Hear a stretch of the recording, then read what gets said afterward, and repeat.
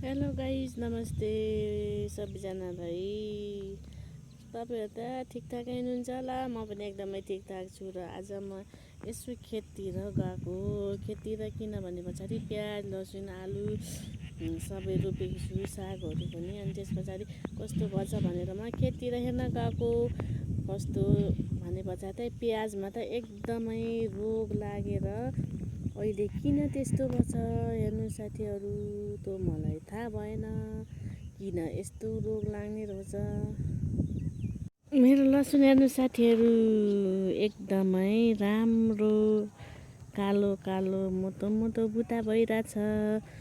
त्यस पछाडि धनियाँ पनि हेर्नुहोस्, त्यो धनियाँ हो। यो लसुन त नपताई रोपेको हेर्नु साथीहरू, हुन्न होला भनेको लसुन त यस्तो दामी भएछ, यस्तो दामी फलेछ कि हेर्नुहोस्।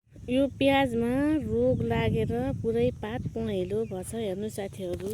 पहेँलो भने पछाडि त एकदमै यस्तो रोग लागेछ कि यो यस्तो प्याज हुन्छ कि हुँदैन भनिदिनु पर्यो सबैजनाले। एउटा बुट्टामा होइन सबैमा लाग्छ।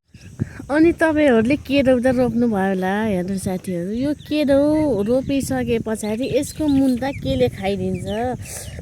मैले कति कोसिस गर्छु यसलाई हुँदै हुन्न। यसको मुन्टा केले खाइदिएछ साथीहरू। ल हेर्नुहोस् मेरो केराउ। मेरो पछाडि हामी बस्ने घरहरू गल्ली सबैको लाइनमा घर छ। हामी बस्ने यो साइडमा हो हेर्नुहोस्। यता पनि घर छ, यता पनि घर छ, यो बिचमा खेत छ। अनि त्यस पछाडि यो स्वास्थ्य कार्डलाई वृद्धाश्रम भयो त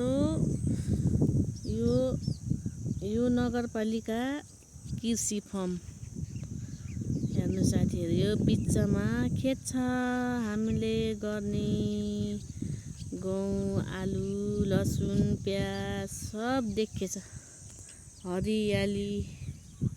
अनि साथीहरू, आलु, लसुन, प्याज मात्र होइन नि, मैले त सिमे साग पनि उत्पादन गरेछु हेर्नु साथीहरू।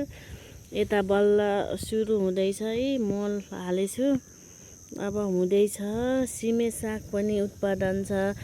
त्यहाँ फेरि पानी छ, माछा पनि छ हेर्नुहोस्।